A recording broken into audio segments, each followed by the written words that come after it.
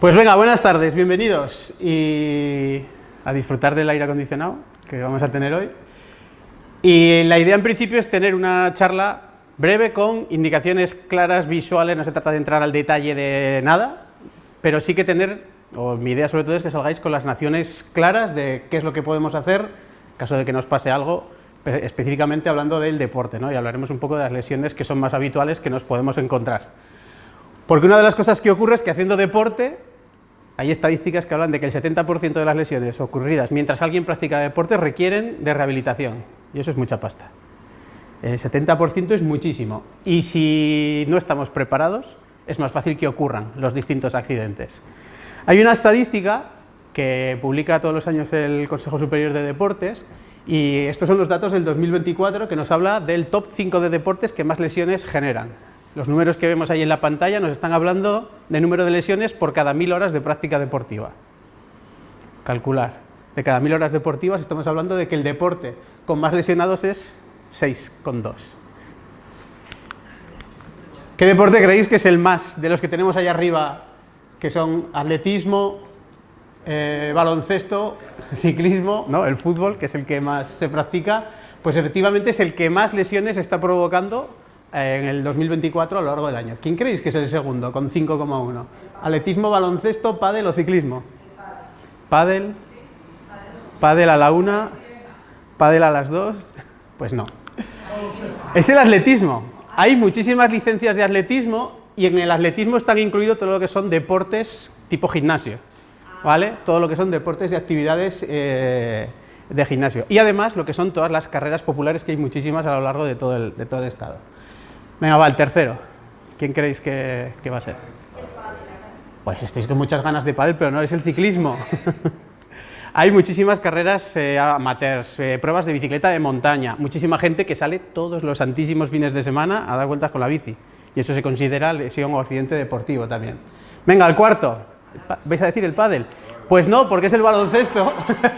Es el baloncesto porque hay muchas más licencias de baloncesto que de pádel aún, ¿vale? Y a pesar de que el icono es el del tenis, porque no había uno específico de pádel, aquí lo que tenemos es el pádel en quinto lugar, que no es menos, ¿vale? Porque si seguimos con el sexto, séptimo, octavo, noveno, décimo, por ejemplo, las artes marciales no llegan hasta el 10º puesto, a pesar de que son muchísimo más agresivas a priori, pero en el judo está en la posición número 10, que es que es lo que plantea, ¿no?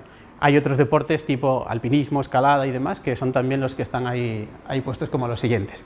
¿Qué es lo que vamos a ver hoy? Como os decía, sobre todo la principal idea es que tengamos en cuenta que conocer algo de primeros auxilios nos puede ayudar a concienciarnos como ciudadanos, como padres, como aficionados, como entrenadores que estamos en los distintos clubes, a tener algo de conocimiento, porque cuando pasa algo lo primero que hacemos es echarnos las manos a la cabeza y tenemos que plantearnos las cosas con tranquilidad. Si empezamos a asustarnos y a agobiarnos, mal vamos.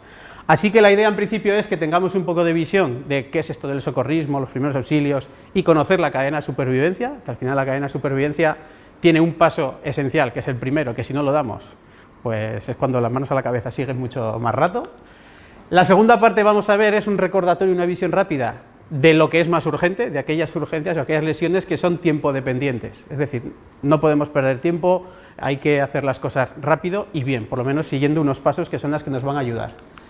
La tercera parte va a ser ya un poco la más detallada y vamos a hablar de las lesiones en el deporte en concreto, ¿vale? Y vamos a hablar, he hecho una selección de las 12 más habituales que nos podemos encontrar y cómo las vamos a poder tratar, qué no hay que hacer, que también es muchas veces más importante saber qué no hay que hacer, y algunos consejillos adicionales con los que terminaremos en la sesión de hoy, ¿vale? Si alguien tiene alguna duda o algo, no hace falta esperar al final, estamos en familia todos, así que vamos a ello. Empezamos con el socorrismo, la cadena de supervivencia. ¿Qué es el socorrismo? ¿No? Y nos planteamos los primeros auxilios o el socorrismo como estas acciones que nos van a ayudar a prestar unos primeros cuidados cuando pasa algo. Y esos primeros cuidados tienen que hacerse donde pasan las cosas. Nos pasa en casa, pero en este caso nos puede pasar practicando deporte, sea en una competición federada, siendo que nos salimos, simplemente nos vamos a pasear todos los días a dar la vuelta del colesterol, muy típica en este pueblo, que encima ahora hay muchísima afluencia a primera hora de la mañana. Y esto ocurre hasta que llega un personal especializado, y este personal especializado es el que nos va a permitir ayudarnos o ayudar a la persona que esté lesionada a recuperarse de la mejor manera posible. Nuestro principal objetivo que tenemos dentro de los primeros auxilios es no agravar, hacer que las cosas que hayan pasado no vayan a peor. Y si tenemos claro eso, muchas veces vamos a pensar, como decía antes, que es más importante saber qué no hacer que qué hacer. Y si tengo duda, pues mejor no hacer nada. Y tenemos que tener en cuenta que cuando estemos haciendo algo, hemos de tener calma, porque la persona que ha tenido el accidente va a estar nerviosa, sus padres, amigos, familiares, muchísimo más, y entonces tendremos que intentar mantener la compostura y transmitir esa tranquilidad, hacer una buena composición del lugar, entender qué es lo que ha pasado, cómo ha sido la mecánica del accidente. Si ha sido una lesión jugando al fútbol porque se han chocado dos, probablemente no solo uno tiene afectación, pero iremos a mirar al de mi equipo, ¿no? Pero igual el otro es el más afectado. O algo con la bicicleta, muchas veces dices, uy, se han caído y siempre se caen en la misma curva, pues igual habrá que avisar para que la arreglen, para que la mejoren o lo que sea, ¿no? El siguiente aspecto que os pongo ahí es el hecho de no mover, y va la parte de qué no hacer. Si no sabemos y no tenemos la seguridad de que vamos a mover sin agravar, sin generar una lesión mayor, no movamos, esperemos a que venga la ayuda, y hablaremos luego de cuál es la mejor manera de esperar a que llegue esta ayuda, ¿no? Por eso decimos que no hagamos algo que no sepamos y que al final se resume en evitar riesgos. Si evitamos riesgos, estamos generando que no pasen las cosas a mayores, o incluso que nos puedan pasar a nosotros. Y hay dos palabras que son las palabras clave que nos van a ayudar a pensar en cómo hacemos estos primeros movimientos antes de arrancar, ¿no?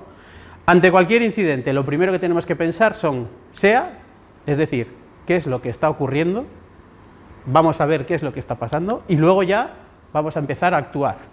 ¿De dónde vienen estas palabras, ¿no? ¿Qué significa cada una de estas letras?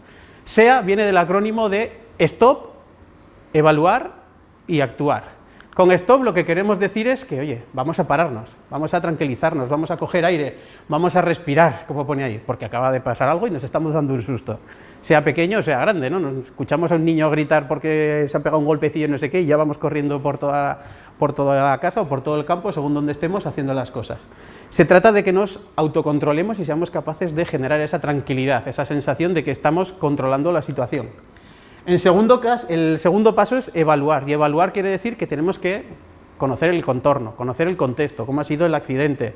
Si ha sido un accidente, como os decía el caso anterior con la bicicleta, oye, pues habrá que buscar la manera de qué ha sido. Es que iba bajando corriendo por la cuesta y oye, ha caído de cabeza contra el suelo. No es lo mismo que decir, mira, se ha derrapado la rueda y se ha hecho una lesión en la rodilla, ¿no? Una heridica en la rodilla. Hay que ver por ahí todas las cosas. Y fijaros en el último paso que dice, no vamos a dar nada por supuesto. Gran frase, es que los niños son de goma, no les pasa nunca nada. Y se acaban de pegar un porrazo, van dos corriendo en el campo de fútbol, en estos de fútbol 7, fútbol 8 que van todos detrás del balón, se pegan de golpe dos, los dos boca arriba, los dos llorando, pero son de goma, no va a pasar nada, ¿no? Bueno, pues sí, tengamos que verlo.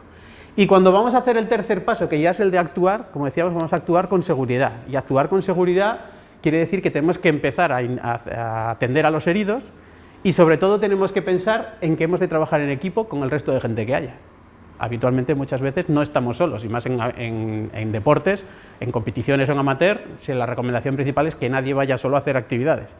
Entonces, si ocurre algo, oye, organicémonos entre nosotros. ¿Y cómo nos vamos a organizar? Nos vamos a organizar en 3 pasos, que es la segunda parte. El PAS es proteger, el PAS es avisar y el PAS es socorrer. Y para proteger tenemos que decir que vamos a proteger, se llama al cubo, decimos muchas veces al cubo, protegemos en 3 ámbitos, vamos a protegernos a nosotros mismos, vamos a proteger al herido y vamos a proteger al entorno. Porque ¿qué pasa si hay un accidente y no señalizamos o no apartamos a la gente? Pues que en el caso de la bicicleta puede venir otra bicicleta y se nos lleva a todos por delante. Pues lo mismo puede ocurrir si hay un accidente en un partido de baloncesto, por ejemplo, oye, y nadie para el partido, oye, pues es que habrá que parar, si no se nos van a pasar todos por aquí, ¿vale? El siguiente paso es avisar, y para avisar tenemos que saber que a quien hay que avisar es a la ayuda extrahospitalaria, que es a través del 112, y es muy sencillo, solamente hay que saberse 3 números, el 1 y el 2, ¿vale? Y cuando llamemos nos van a preguntar muchas cosas y nos vamos a desesperar. Los que hayáis llamado alguna vez, seguro que con las prisas dices, pero no me hagas preguntas, venir ya, ¿no? Yo estuve 2 años trabajando en el 112 y una de las cosas claves es tener en cuenta que en el momento que alguien dice que le ocurre algo, ya hay otro compañero, hay muchas personas trabajando a la vez en el mismo turno, que ya está mandando los recursos que sean necesarios en función de lo que se va diciendo. Por eso es importante que digamos quiénes somos, dónde estamos, y la mejor anécdota es cuando la gente se bloquea o nos bloqueamos y dices, mandarme ayuda, ¿dónde estás? Y dices, aquí, en la plaza del pueblo, ya, pero ¿qué pueblo? ¿Sabes? Esto es muy sencillo, pero Es muy importante que lo tengamos en cuenta a la hora de poder explicar qué es lo que ha ocurrido. Es lo siguiente que nos van a preguntar, porque en función de lo que hayan ocurrido se tendrá que mandar un tipo de ayuda diferente. Y por último, es súper importante que digamos cuántas personas, porque muchas veces asumimos que yo lo estoy viendo y digo, es que hay uno que se ha caído, pero ellos no lo saben. Están en Pamplona, delante de unas pantallas de ordenador, y ven pantallas de ordenador, y números, y letras, y mapas, y cosas. Entonces es importante dar toda la información. Por eso el último punto que pongo ahí es el de responder a todas las preguntas. Mientras están hablando con nosotros, ya se ha activado todo el sistema de emergencias que nos va a atender. Y a partir de ahí empecemos a socorrer. Y socorrer es prestar esa ayuda a todos los heridos que haya. Y si hay muchos, hay una cosa que se llama triaje, que quiere decir que hay que priorizar, porque el que más grita no es el más grave, en el 99% de las veces. El que está callado, que no dice nada y que está quieto, uy, probablemente estará inconsciente, probablemente tendrá alguna lesión más grande, pero tenemos que pensar que hay que atender a todos, hay que saber al menos inicialmente qué es lo que les ocurre a todos a primera vista. Es lo que se llama hacer esta valoración primaria, al menos sepamos si están conscientes y si respiran, y luego veremos cómo vamos a poder evaluar de manera rápida estas dos cosas. Si tenemos que esperar, nos dicen que ya están mandando la ayuda y vamos con tranquilidad, vamos a ver luego también la posición de espera tradicional, internacional, que es la posición lateral de seguridad. Y veremos cómo se hace siguiendo 4 sencillos pasos. Y fijaros en el último que os pongo, actualizar la información al 112, porque mientras estamos llamando y empezamos a hacer cosas y descubrimos, hoy en día con los móviles, que esto avanza mucho gracias a Dios, no necesitamos colgar, podemos ponerle manos libres y seguimos hablando y seguimos diciendo lo que vemos, porque hay un médico y una enfermera siempre en la sala del 112 y nos van a poder transferir para hablar directamente con ese médico. Y si le decimos cómo vemos la herida, cómo vemos la fractura o lo que sea, ese médico nos va a ayudar, nos va a indicar y nos va a decir cómo hacer cada una de las cosas. Sea, stop, me tranquilizo, evalúo y empiezo a actuar. Y cuando empiezo a actuar, 3 pasos clave: proteger el entorno, a mí y al paciente o al herido, avisar al 112 para que llegue la ayuda especializada y empezamos a socorrer. Y empezamos a socorrer, a hacer las cosas que nosotros sepamos, con nuestros conocimientos, con lo que haya. Y de esta manera acabamos de activar lo que se llama la cadena de la vida. Pero ¿qué ocurre? Decía que teníamos que priorizar, y esto quiere decir que hay distintas actuaciones o distintas situaciones que son distintas y por lo tanto no todas corren la misma prisa. La primera parte es tener claro que tenemos que comenzar, que esto empiece a arrancar, y por eso, si somos testigos presenciales, podemos hacer algo inmediatamente. En el caso del fútbol, ¿qué hacían? Por un lado es, oye, ¿qué le pasa al jugador? Por otro lado, el de Araujo casi no se veía, pero enseguida lo han puesto de lado, ¿vale? En el caso segundo, que era la del gimnasio, ¿qué han hecho? La han retirado del peligro, la han tumbado en el suelo. Si era una lipotimia, un síncope, una bajada de azúcar o lo que sea, hay que poner a la persona preferiblemente en posición tumbada. En el caso del tercero, 1, 2, 3, el ciclista no se llega a ver, ¿vale? Pero la leche que se da es buena. Probablemente, ¿qué van a hacer? Dejarlo, lo que decíamos, no moverlo nada porque ha caído dando voltereta por encima de la bicicleta, etcétera, ¿no? El del baloncesto, no moverlo, un mustrenco de 2 metros y pico, pues encima hay complicado, ¿no? Pero claro, hay que inmovilizar, hay que sujetar bien esa pierna antes de empezar a moverlo. Hay una frase que se dice es, primero inmovilizar antes que movilizar, ¿vale? Así que quedaos también con esa frasecilla. Y en el caso del cristal del pádel, pues este será un poco más sencillo, ¿no? A ver qué cortecicos puedes tener, pero ahí verlos. El testigo presencial puede empezar a hacer maniobras de reanimación, de resucitación, en cuanto podamos acceder al desfibrilador. ¿Para qué? Para esperar a que llegue esa ayuda especializada. Y estos 4 pasos, estas 4 claves son los enlaces que nos hablan de los 4 eslabones de la cadena asistencial en el caso de que estemos hablando de una situación de vida o muerte, aquellas situaciones en las que decimos que el tiempo cuenta, ¿no? Hay 2 situaciones que son las más claras de tiempo dependientes. Una es la que habitualmente se puede dar en el deporte, la muerte súbita, los infartos, las paradas cardiorrespiratorias, y otra la que cada vez más estamos teniendo en nuestra sociedad, que son los ictus, los infartos cerebrales, ¿vale? Y se dice que son tiempo dependientes, el tiempo es oro, cada segundo cuenta, y por lo tanto activar esta cadena asistencial requiere que el testigo presencial, pone ahí, reconozca que ha ocurrido algo y active a los servicios de emergencia, llamar cuanto antes al 112, empezar a hacer reanimación, maniobras las que correspondan para tratarlo, en caso de que sea posible, traer un desfibrilador, porque cualquier persona que se quede inconsciente le podemos poner el desfibrilador, porque el desfibrilador solo va a dar la carga a quien lo necesite, y eso lo comentaremos luego más adelante, ¿vale? Y esperamos mientras estamos haciendo esas maniobras, mientras estamos cuidando a las personas. ¿Por qué es importante que todo el mundo conozca estas maniobras conozca la cadena de supervivencia? Porque solamente las estadísticas dicen que 700.000 paradas cardíacas hay a lo largo de un año en toda Europa. Solo 700.000, que se dice rápida. Y que encima, si no empiezan a hacerle algo al paciente que ha tenido una parada cardíaca en los primeros 4 minutos, las posibilidades de que sobreviva, fijaros, estamos hablando ya de la mitad.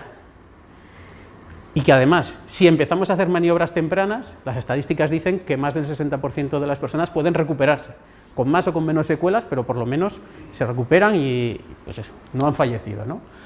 Drinker fue un científico inglés que hizo un estudio de este tiempo y decía, lo vemos en la gráfica roja, que en cuanto pasan 2-3 minutos en una parada cardíaca sin hacer nada, lo rojo es no hay ayuda, las posibilidades de que esa persona sobreviva, fijaros que rápido empiezan a bajar a partir del minuto 4. Por eso decíamos que si en los 4 primeros minutos no hay ninguna actividad, ninguna maniobra que pueda ayudarle, pues es complicado. Sin embargo, en la línea verde lo que dice es cuando empezamos a hacer atención, cuando empezamos a realizar maniobras con esta persona, oye, pues resulta que la tasa de supervivencia, fijaros que incluso llega a 20 minutos. Pero si hemos empezado con 20 minutos de manera temprana a hacerle cosas, aún existen, ¿no?, las posibilidades de que vaya avanzando. ¿Qué tenemos que tener en cuenta? Que la importancia del primer interviniente es el que va a hacer la detección y la llamada. Y una vez hace la detección y la llamada, empieza a rehacer la reanimación cardiopulmonar, que vamos a ver ahora de manera rápida pero clara cómo se tiene que hacer.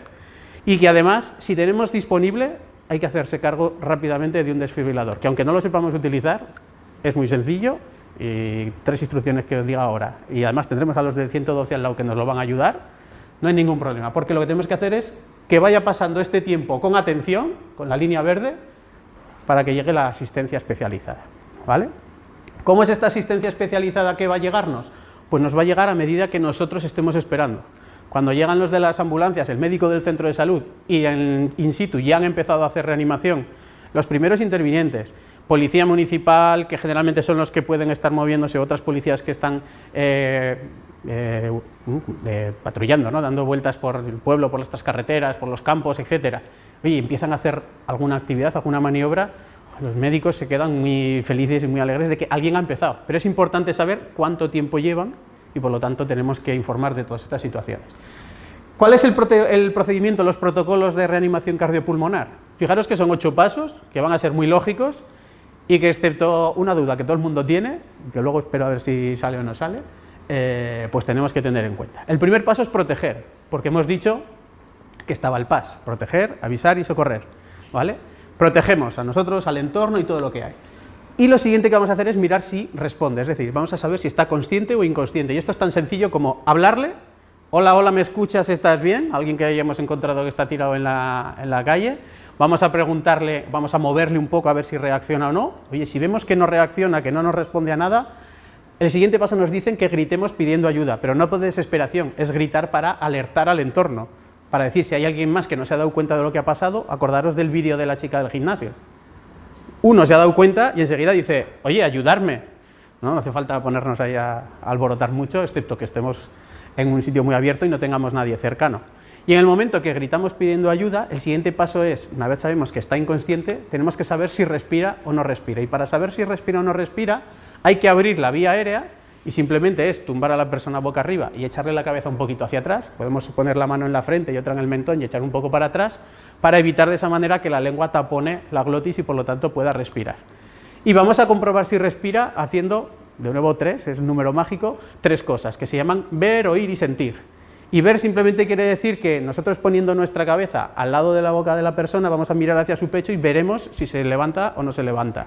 Vamos a oír si sale aire o no sale aire, incluso vamos a poder sentir el vaho, porque al final el aire que sale de nuestro cuerpo pues sale a 37 grados y excepto días como hoy que hace mucho más calor en la calle, pues lo vamos a poder notar fácilmente.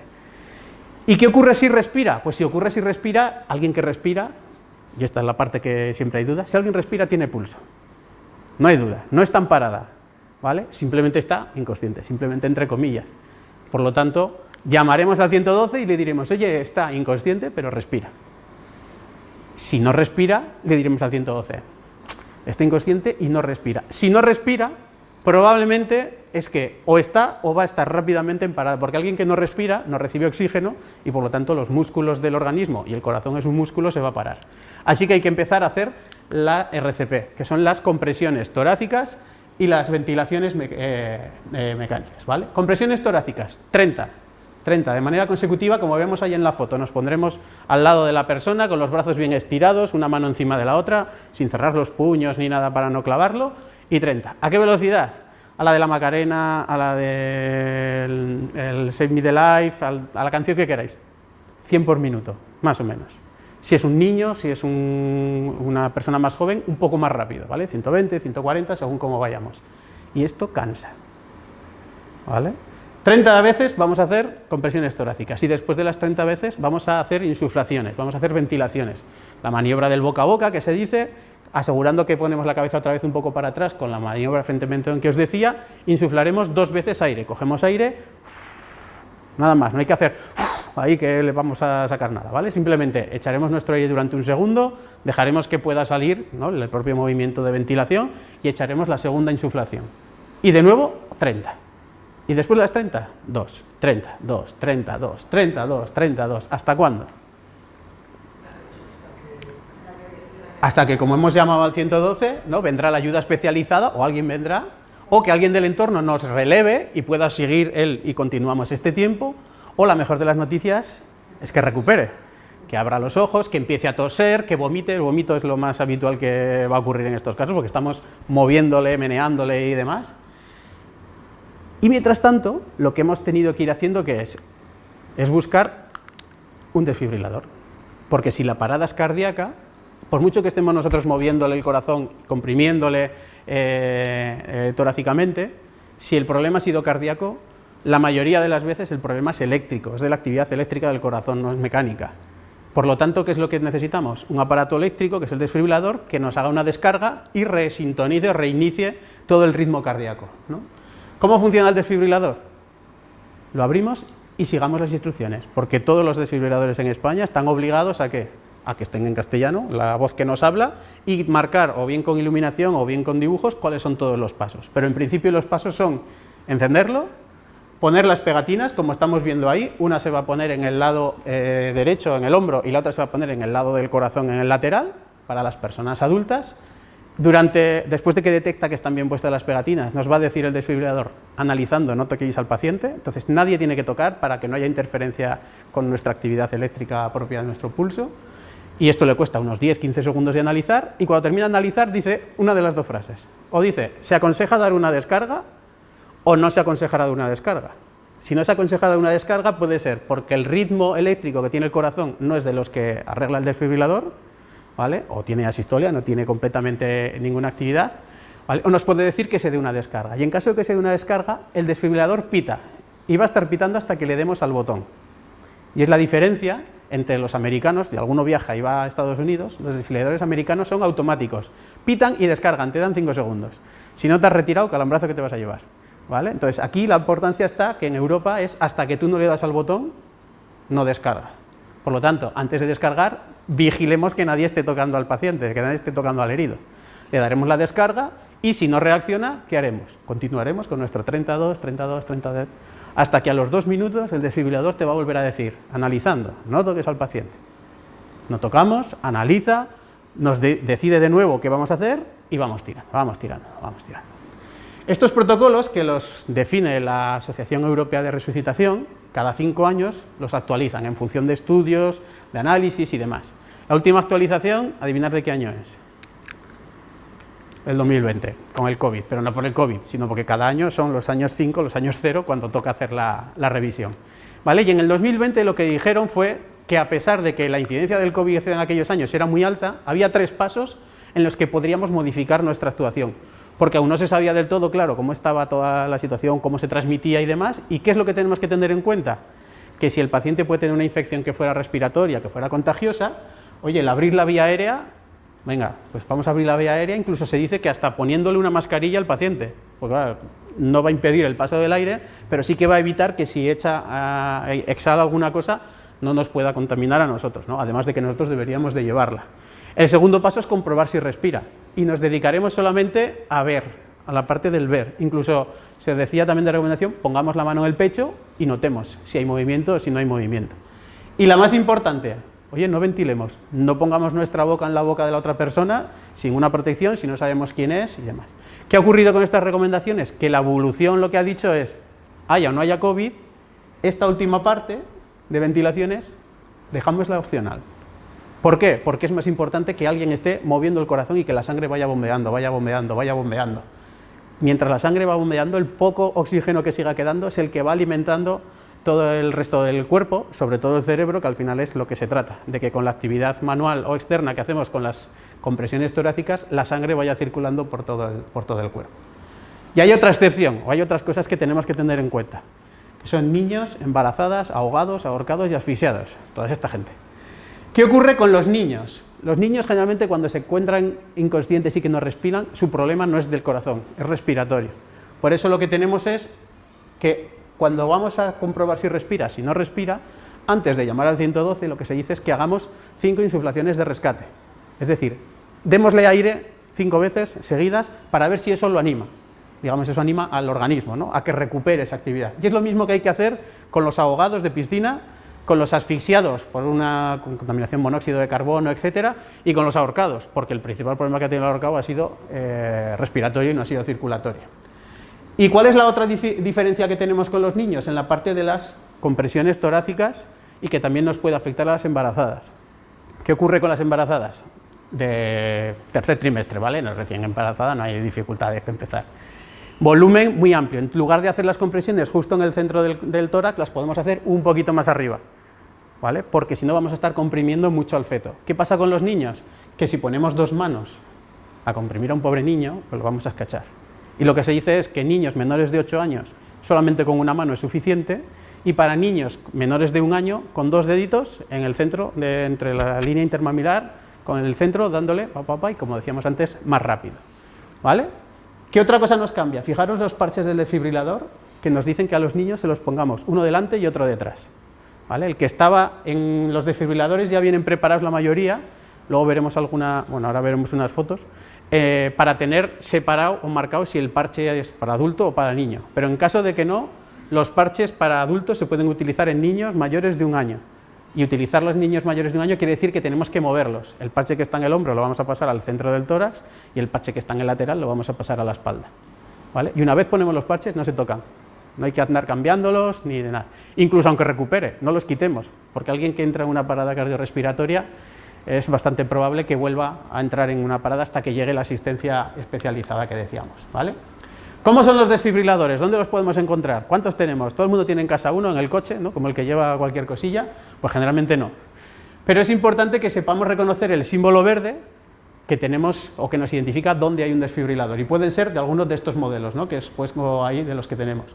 Los que están puestos en los vehículos de la policía municipal y en las cabinas, en las casetas que tenemos aquí puestas, son los de policía municipal son como los verdes, son o el verde o el azul, y el de las casetas, uno es este modelo y el otro es uno rojo que no he encontrado la foto. Pero al final el funcionamiento es el mismo, o llevan los parches integrados, como son estos dos de aquí, este lo lleva externo que lo tienes que poner, o llevan los parches externos, o los llevan ya integrados en la caja, y en el momento que tú abres la caja ya se enciende y empieza a hablarnos. ¿Dónde más tienen que estar? Tienen que estar en lugares de pública concurrencia. La ley 8/2011 del Gobierno de Navarra lo que nos dice es dónde tiene que haber desfibriladores. Y dice que en aquellos lugares donde se calcule que anualmente van a pasar más de 100.000 personas. O hay actividades de riesgo de manera continua, ¿no? Centros deportivos, centros educativos que pasa mucha gente, por supuesto ya centros sanitarios y demás, va de boca. Bueno, pero ¿y están? Pues la ley dice que tiene que haber, pero luego nos cuesta. Fijaros que os he dicho que es del 2011, ¿eh? ¿Cómo van las cosas? Pues es que en vía pública también se van colocando y cada vez más, pero tenemos que saber dónde están. Esta es la captura de la pantalla de la aplicación que se llama Rápida, que es de Gobierno de Navarra, y en esta aplicación tenemos ubicados todos los desfibriladores que los dueños han declarado en el Gobierno de Navarra. La propia ley insta a que quien tenga un desfibrilador, o sea de su propiedad, que lo declare y que diga si está público, si tiene que llamar a un conserje. Hay en algunas cajas que tienen un código para que se pueda activar, en otras cajas lo que te dice es que cuando llamas al 112 ellos te dan el código. genial para que nadie se lo robe, que en muchos sitios ha ocurrido. Y hay otra aplicación que es más a nivel nacional, que se llama Ariadna, que es una aplicación que hizo la Fundación Española del Corazón en colaboración, entre otras organizaciones, con la Cruz Roja, y que lo que tiene es lo mismo, pero de todo el país, ¿vale? Las dos aplicaciones tienen una actividad buenísima, que es que si tú vas andando por la calle y dices, ¡ay, desfibrilador aquí de los paseos, el que está al lado de la residencia de ancianos! Pues en Rápida está, porque es este de aquí, ¿vale? Este es el colegio, este es de aquí, estas son las piscinas, no, perdón, este es el colegio, este es el instituto, estas son las piscinas, esta es la residencia, esta es la plaza del ayuntamiento, para que lo veamos, ¿vale? Pero imaginaros que decimos, bueno, es que me has puesto el campo de fútbol, pero no me has puesto las piscinas de invierno. Pues yo puedo ir a la aplicación y decirle, aquí hay un desfibrilador nuevo, y le saco una foto, le pongo la cartel, luego ellos lo validan por detrás y lo autorizan. ¿Qué es lo que implica eso? Que digamos que todos somos parte. ¿Qué más nos dicen estas dos aplicaciones móviles? Que si nos encontramos en un caso, tenemos un tutorial con vídeos, con pasos, para que si nos ponemos nerviosos podamos consultarlo. Yo os digo que es más fácil que con la del 112, nos van a guiar paso a paso todo lo que os he contado y os lo van a decir cómo ir haciendo. Y en caso de duda, lo único que van a mantener es que hay alguien haciendo compresiones. No paréis, no paréis, no paréis, continuamente, venga. Oye, que he hecho 30, ¿qué hago? Pues otras 30. Es que me da miedo insuflar aire porque no lo conozco o porque la lesión la ha tenido en la boca. Alguien que se ha caído, como decíamos antes en la bicicleta, el que hemos visto en el vídeo, ha caído de morros, pues lo más normal es que pueda tener la cara con sangre. Oye, pues no le voy a ventilar, pero lo que tengo que hacer es que su corazón siga funcionando, se siga manteniendo y vaya dándole sin parar, ¿vale? Otra de las patologías o de las situaciones que son tiempo dependientes es la obstrucción. Sí.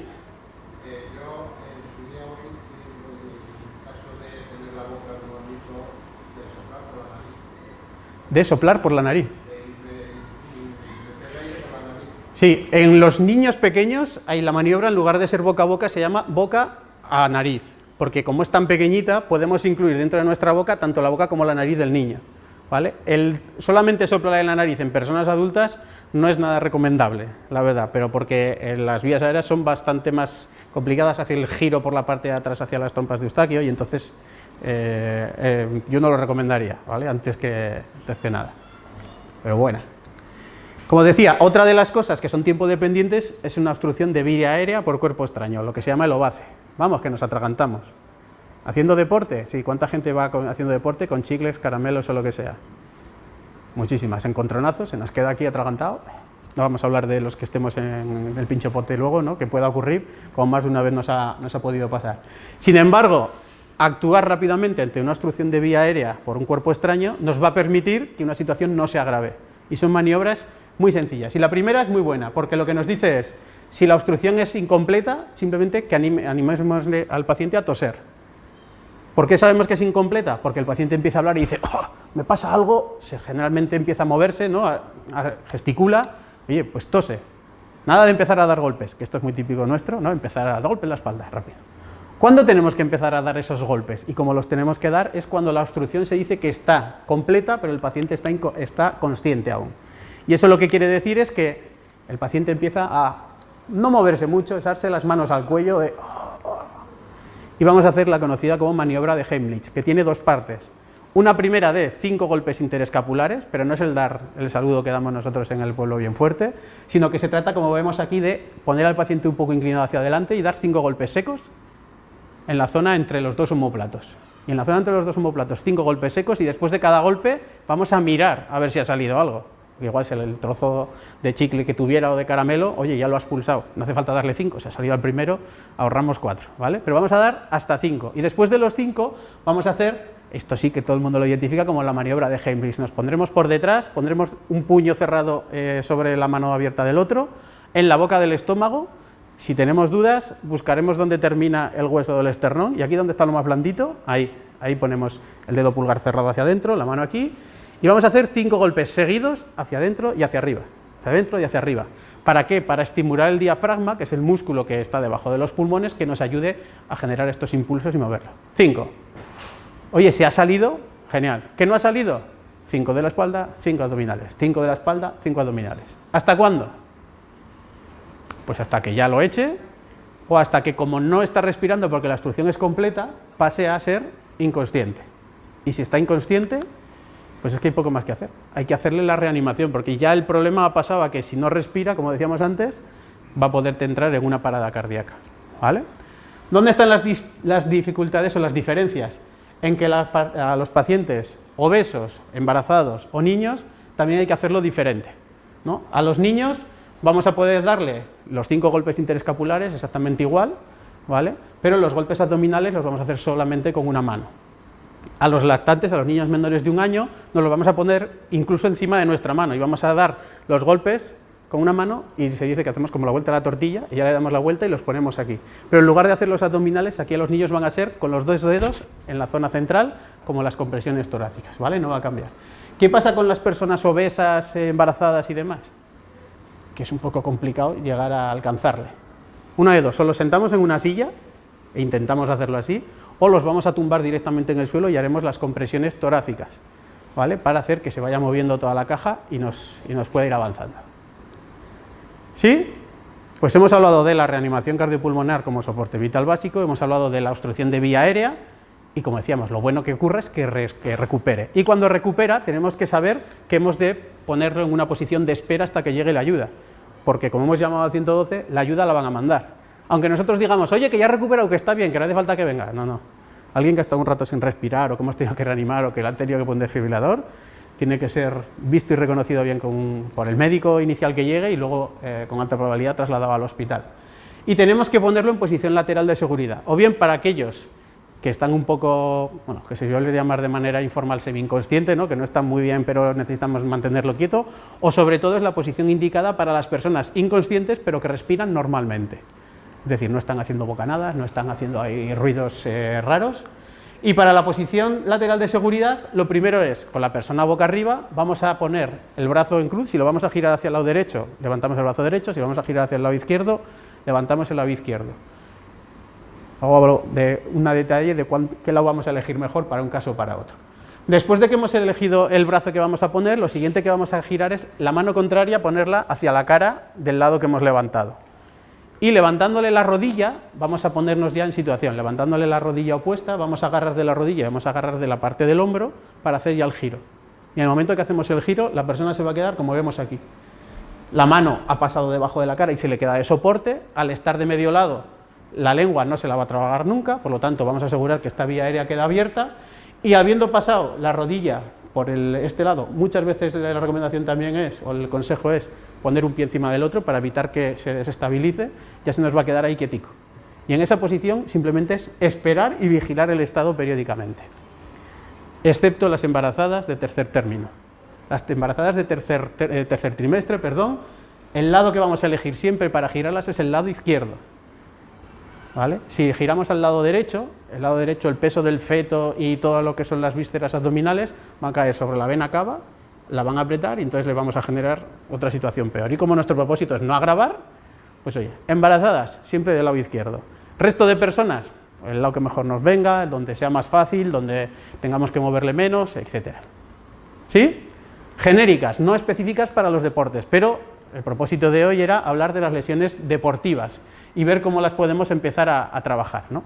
Y hemos dicho que había 5 que son las que están en el top 5 de las que más lesiones generan, pero también es importante conocer que el Consejo Superior de Deportes, todas las actividades deportivas que hay, las cataloga en 4 grupos. El grupo de actividad de gimnasios, zonas cerradas y demás, lo que serían deportes al aire libre, o en instalaciones o al aire libre, cualquiera de los dos. Deportes acuáticos, en los cuales estamos aquí en el año, gracias a Dios en Cindónigo tenemos durante todo el año, no como en otras localidades. Y luego también tenemos deportes de invierno. Tal día como hoy es muy bueno para subir al Moncayo, como tenemos ahí en esa foto, ¿no? y testurruñarnos.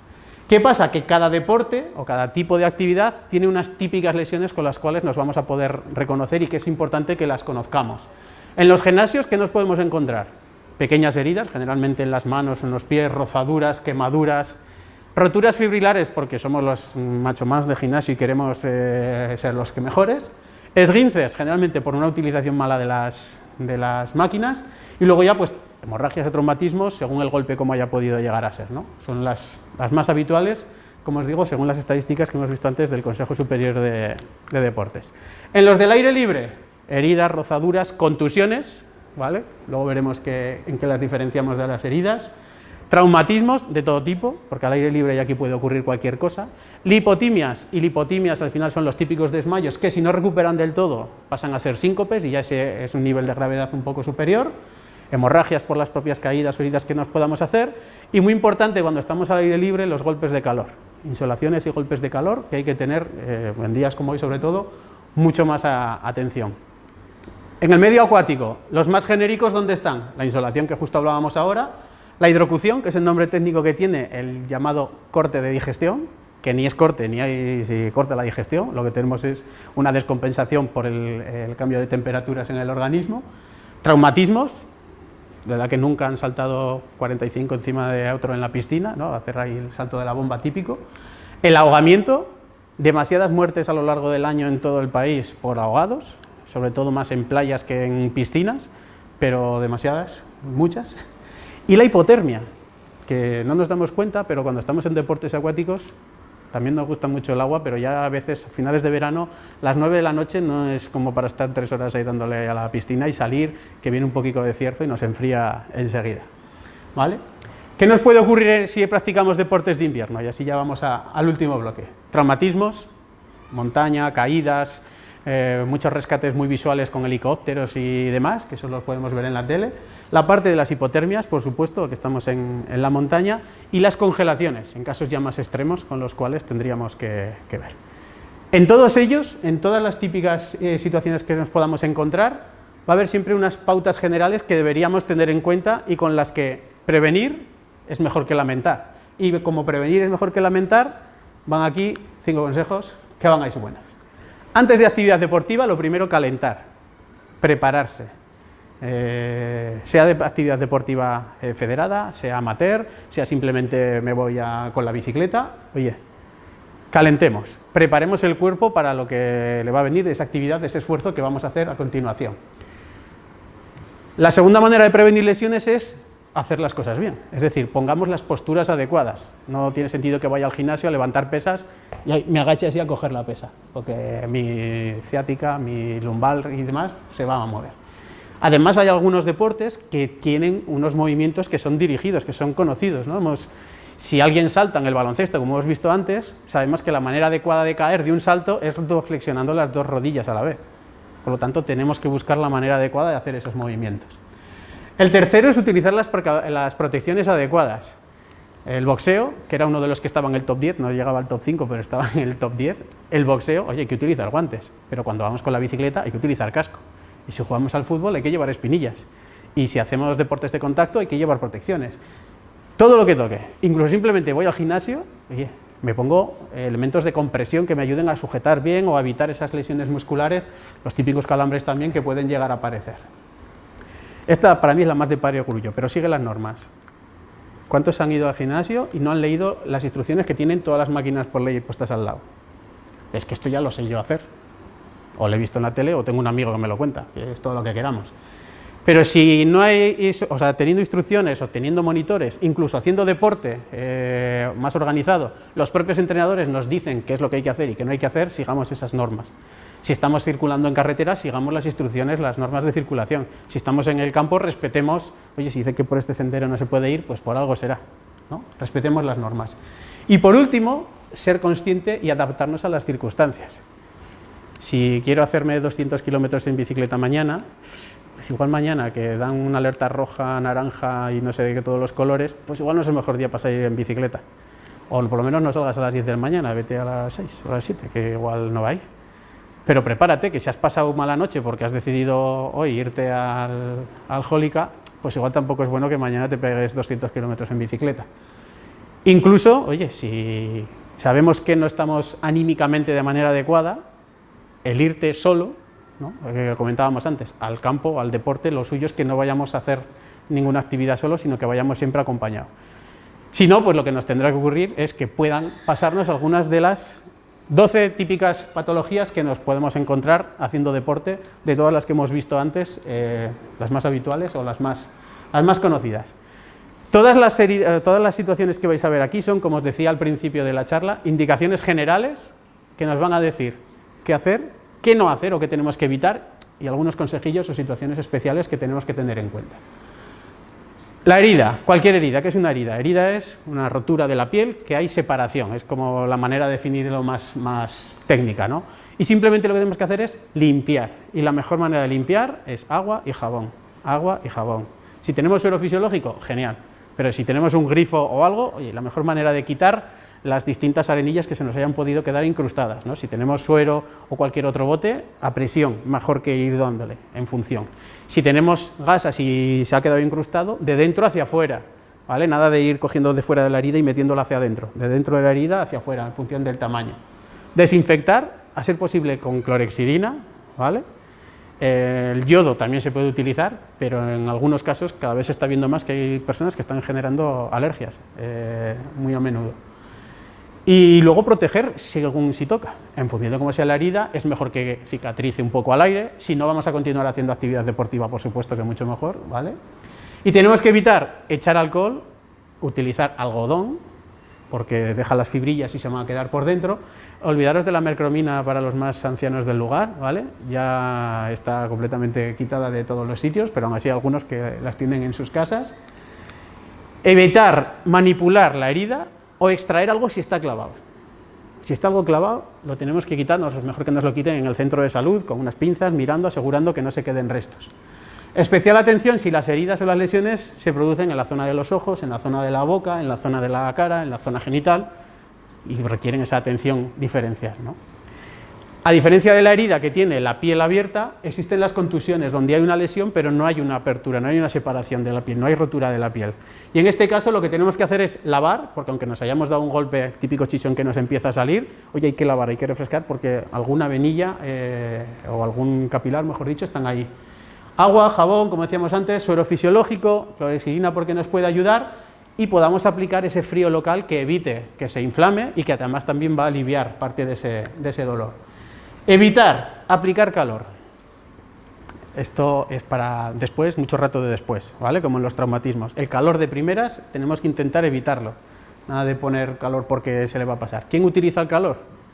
Los deportistas profesionales, porque quieren seguir jugando al fútbol, quieren seguir haciendo la carrera ciclista y les echan sprays para calentar y que no se enfríe el músculo. Pero es otro motivo completamente diferente al que nosotros estamos tratando hoy, ¿vale? Y nada de toquitear, nada de masajear o poner pomadas y demás. ¿Dónde están los principales problemas o atenciones que tenemos que tener en cuenta con las contusiones? Las que son en la cabeza, las que son en el tórax, porque pueden llevar complicaciones, incluso pérdida de conciencia, y por lo tanto lo que pone ahí es, oye, pueden aparecer esas lesiones secundarias. Acordaros el vídeo que hemos visto del fútbol. Choque de cabezas, uno le ocurre y se queda semi-inconsciente en el momento, ¿no?, que era Gavi, pero Araujo sigue unos ratos más andando. Y esa es la secundaria que no vamos a ver, porque le podría haber ocurrido no a los 5 segundos, le puede pasar a los 2 minutos, a los 3 minutos. Y no sabemos lo que va a ocurrir, no hace falta que llegar al caso de Eriksen de Finlandia, creo que era en el mundial anterior, ¿vale? De Eriksen. ¿Qué ocurre con las hemorragias? Pues aquí ya tenemos la herida con sangrado profuso, en las heridas va a haber un sangrado, pero no lo tenemos ahí, ¿vale? Y por lo tanto lo primero que tenemos que buscar es la manera de detener el sangrado, y detener el sangrado son 4 pasos muy sencillos, que el primero lo que dice es, coge unas gasas limpias y tapona la herida, presiona en la herida. Si es posible, en caso de que sean piernas o brazos, levantemos el miembro por encima de la altura del corazón para que la propia física nos ayude un poquito. Y si vemos que así la herida, la hemorragia, no se detiene, hay una cosa que se llaman los puntos de paso, los puntos digitales, que hay que buscar para presionar bien, pero esto hay que conocerlo. Igual que aplicar un torniquete. Es el caso extremo de que la hemorragia sea muy grande, que tengamos una amputación, cualquier otra cosa, ¿vale?, que pueda ocurrir. ¿Qué hay que intentar evitar? Extraer objetos clavados, y en este caso vamos a intentar, o hagamos siempre, porque la persona con una hemorragia que no se ha controlado, que ha costado detener, acuda al médico, ¿vale? Veamos qué puede ocurrir si la hemorragia es muy profusa y se mantiene, que la gente puede perder la conciencia, lo típico que dice, le ha dado un shock, ¿vale? Al final está perdiendo volumen de sangre, le baja la tensión, pues bueno, mareos y demás. ¿Dónde está el otro cuidado que tenemos que tener? Que después de los golpes pueden ocurrir hemorragias internas, que no las vemos, pero el cuerpo está sangrando por dentro. Balonazo en la tripa, o un golpe que se pueden dar 2 boxeadores en el tórax y una costilla pues se ha fracturado y ha clavado hacia adentro, cualquier cosa así, no la estamos viendo, pero puede estar generando una hemorragia por dentro. Por lo tanto, son de las situaciones que tenemos que tener especial atención, ¿vale? Y por último, dentro de la parte de las hemorragias, he hecho un apartado especial a lo más conocido por todo el mundo, que es el sangrado de la nariz, que el nombre técnico es epístasis, ¿vale? Y que no hay que echar la cabeza para atrás, que es lo primero que yo creo que de crío a mí me enseñaba, tira la cabeza atrás. No, hay que taponar la nariz, apretando, echar la cabeza hacia adelante y mantenerla ahí, incluso poner algo de frío, pero no vamos a poner frío en la nuca, ¿vale? Si ponemos frío lo tenemos que poner donde está la hemorragia, que está aquí, ¿vale? Si no se detiene, nada de meter gasas por la nariz hasta ver si se pasa, ni nada, no. Si no se detiene hay que ir al médico, porque probablemente esa epístasis no será solo de la parte principal o de la parte cercana de la narina, sino que será posterior, y eso ya requiere pues una intervención más avanzada, más especializada, ¿vale? ¿Qué hay que evitar? Sonarse los mocos, pero es que es lo típico, de que ha estado alguien sangrando, yo soy muy propenso a sangrar, y una vez sangras y ya dejas de sangrar, haces, ¿no? Te suenas porque te encuentras incómodo, pero no lo hagamos porque esa venita, ese capilar que está en la nariz y que está sangrando, le estamos metiendo más presión y va a volver a sangrar rápidamente. Y tenemos que tener cuidado con los atragantamientos, porque la propia sangre que está en la zona de la nariz se nos genera un poco de grumo en la parte trasera de la garganta y una sensación un poco rara, y a veces pues tragar tus propios flemas, ¿no? Es un poco complicadillo. ¿Sí? 4 primeras actuaciones claras y sencillas, primer grupo. Vamos a la segunda. Quemaduras. Las quemaduras al final es porque hay una fuente de calor, X, la que sea, que está en contacto con la piel. Y puede ser porque sea un contacto directo con esa fuente de calor, porque hay un contacto eléctrico, que al final la electricidad está generando calor, o porque hay productos químicos. En el caso del deporte, vamos a hablar del contacto por contacto, ¿vale? Rozamientos, frotes, ¿vale?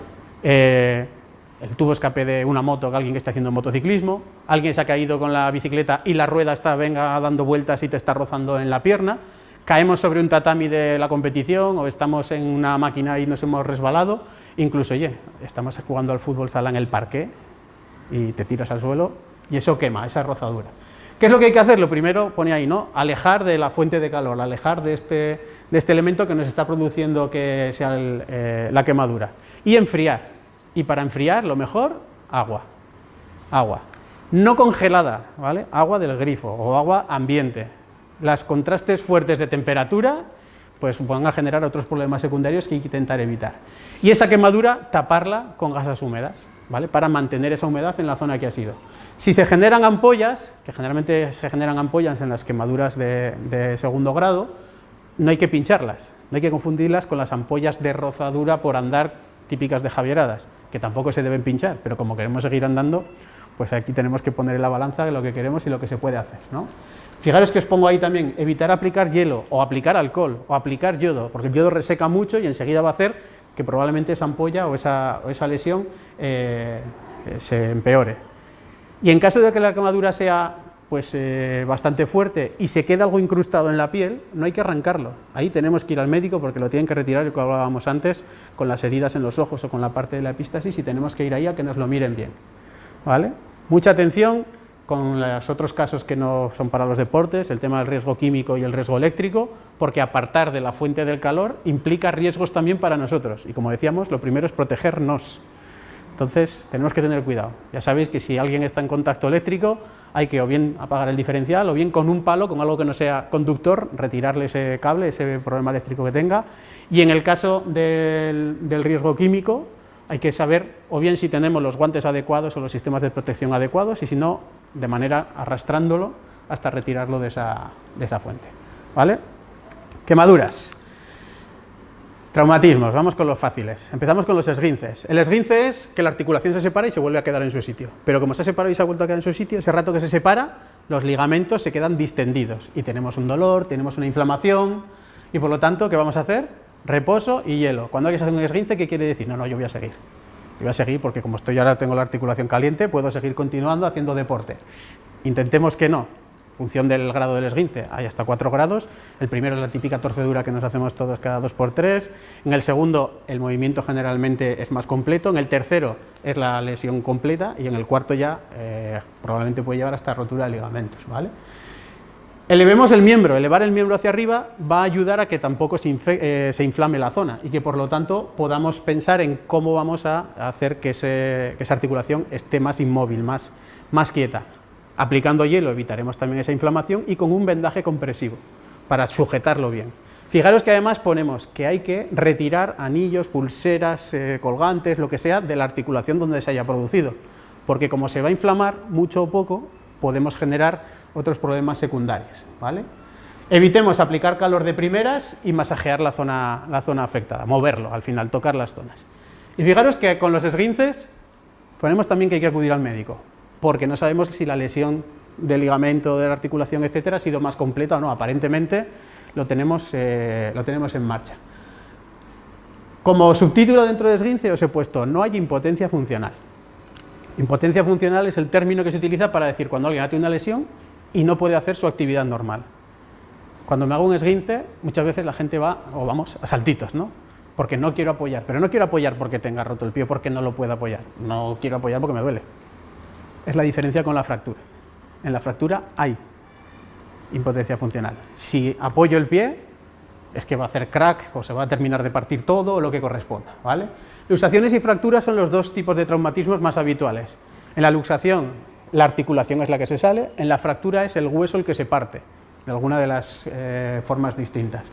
Sin embargo, el tratamiento es el mismo. El primero es intentar de inmovilizar tal como esté, evitando lo menos posible, sujetándolo con unas vendas, con unas mantas, con lo que tengamos alrededor, incluso con la propia ropa, ¿vale? Para evitar que se mueva esa zona lesionada.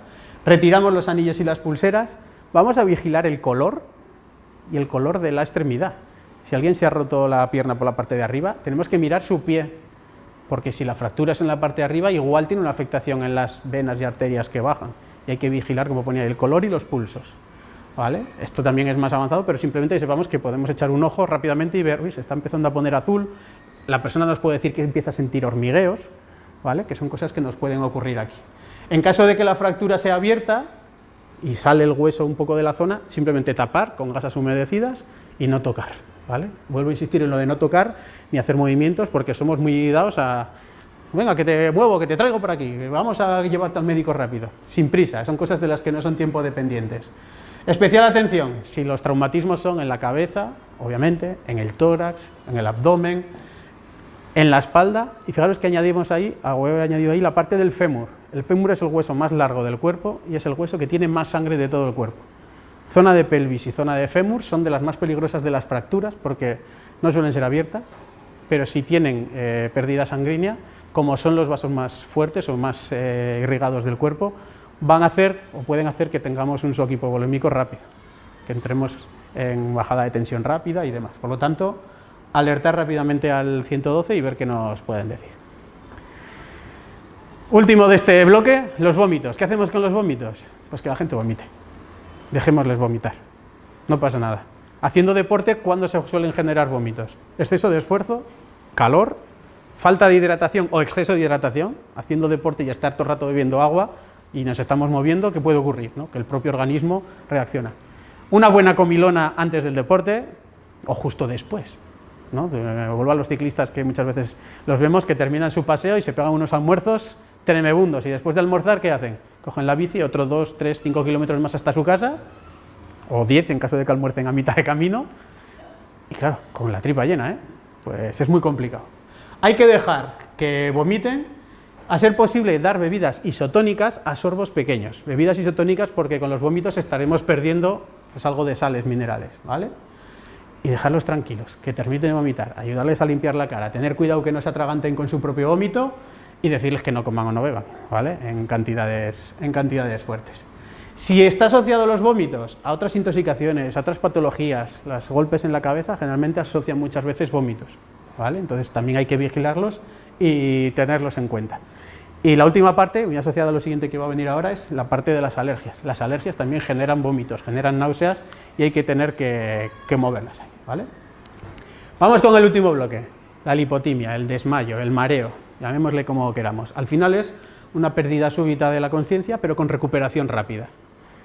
Como os decía antes, si la recuperación no es rápida o no recupera del todo la consciencia, ya estamos hablando o bien de un síncope o bien de una preparada que tendremos que estar más atentos, ¿no?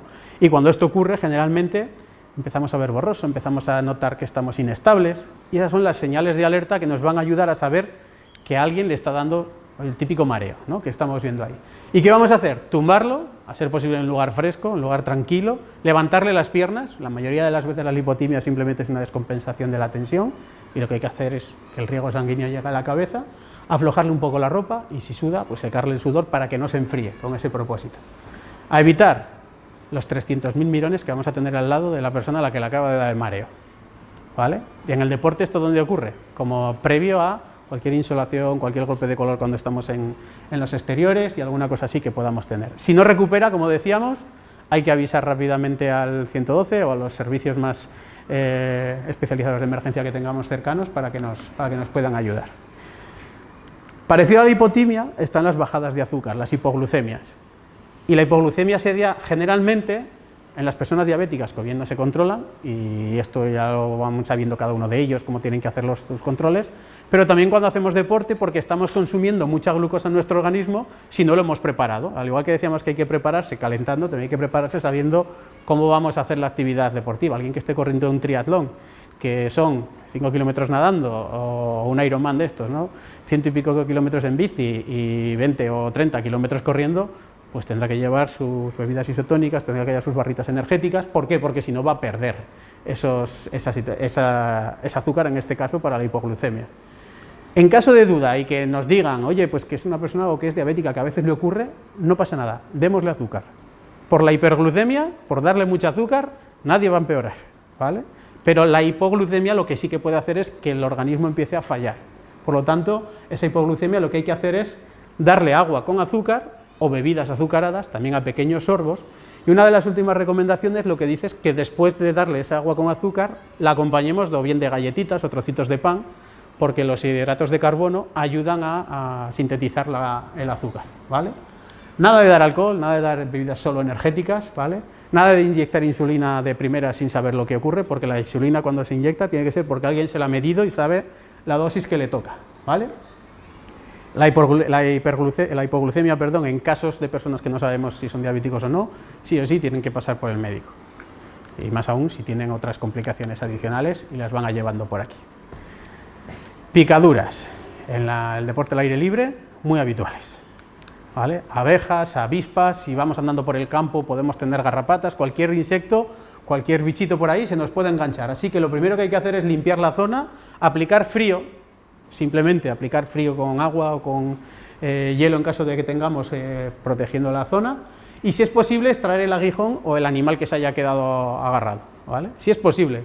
Si se trata de las garrapatas, no se trata de tirar de cualquier manera, porque podemos hacer alguna sarrasina mayor si la garrapata se queda bien enganchada, ¿vale? Lo que no hay que hacer es rascarse, muy complicado, porque cuando te pica te arrascas, esto es muy rápido. Y luego están los típicos remedios caseros de aplicar barro, hacer otras cosas que no viene al caso, ¿vale? Simplemente hay que tener en cuenta, sobre todo con las personas alérgicas, porque las picaduras de insectos, muchas veces hay personas que son alérgicas a la picadura de la abeja o de la avispa, y hay que vigilar bien. Cuando alguien es alérgico y reacciona al organismo, generalmente lo que hace es la glotis se le empieza a inflamar, ¿vale? Entonces hay que actuar ya rápido. Por eso ahí pone que en caso de que vigilemos y que la vía aérea se pueda ver comprometida, tenemos que tener cuidado. Y el último es la insolación, que es la que más nos toca ahora que estamos en la piscina, y hay que diferenciarla del golpe de calor, como vamos a ver aquí, simplemente por cómo está la piel. La insolación es la fase, digamos, o la situación de exceso de contacto con el sol leve, y es la que más nos podemos encontrar, estar muchas horas al sol, incluso aunque llevemos gorrilla hay que tener cuidado que tenemos que estar bien hidratados, y por lo tanto a la persona hay que buscarle un lugar fresco, un lugar ventilado, donde pueda estar descansando, donde pueda estar enfriando el cuerpo. Y enfriar el cuerpo quiere decir ponerle toallas húmedas con el agua, no con hielo, vuelvo a insistir lo del hielo, toallas húmedas pues en la frente, en la nuca, en las axilas, en las ingles, ¿vale? No directamente sobre el abdomen, porque si no podríamos generar el típico corte de digestión, como os decía, antes para descompensación, ¿vale? Y evitar la parte de bebidas muy frías. ¿Qué ocurre con el golpe de calor? Por eso os digo dónde está la diferencia. En la insolación sudamos mucho. En el golpe de calor, el contraste térmico que ha habido, la prolongación tan larga al sol, que la piel no suda. Si alguien empieza con mareos, con desorientación y la piel completamente seca, hemos de pensar antes en que es un golpe de calor que una insolación. Y el golpe de calor es urgente, así que hay que llamar al 112, decir lo que pasa y que con esto pues lo vayamos a atender. No sé si hay alguna lesión o alguna cosa que digas, ostras, yo pensaba que ibas a hablar de las de deporte de esto y que digáis que os falte o que la tengáis en mente o no, por comentarla, porque si no ya vamos terminando a la parte de consejos finales para hacer el cierre y tener en cuenta 3 recordatorios de los que ya hemos ido hablando y tener en cuenta, ¿no? Tenemos que tener siempre presente que el propósito que hemos dicho con los primeros auxilios es simplemente no agravar, y no agravar implica que no hagamos las cosas que vayan a peor, no mover si no es imprescindible y estar calmados. En caso de que ocurra algo, tenemos que saber que hay que llamar al 112, y para llamar al 112 pensemos que hay detrás un equipo de profesionales que nos atienden, pero están coordinados con todos los equipos de emergencia que necesitemos. Médicos, ambulancias, bomberos, policías, todo lo que haga falta lo van a mover. Facilitemos la información que nos pidan, tengamos paciencia, estamos en Cintruénigo, son mínimo 15 minutos para que la ambulancia más cercana llegue desde Tudela. El médico que está en el centro de salud le podrá costar más o menos en función de lo que cueste que le activen, que tenga el aviso, etcétera, pero tengamos paciencia porque lo que hemos hecho ha sido el paso clave, que es iniciar la cadena asistencial. Y durante el tiempo, hasta que llega esta ayuda especializada, lo que tenemos que hacer es estar siempre alertas.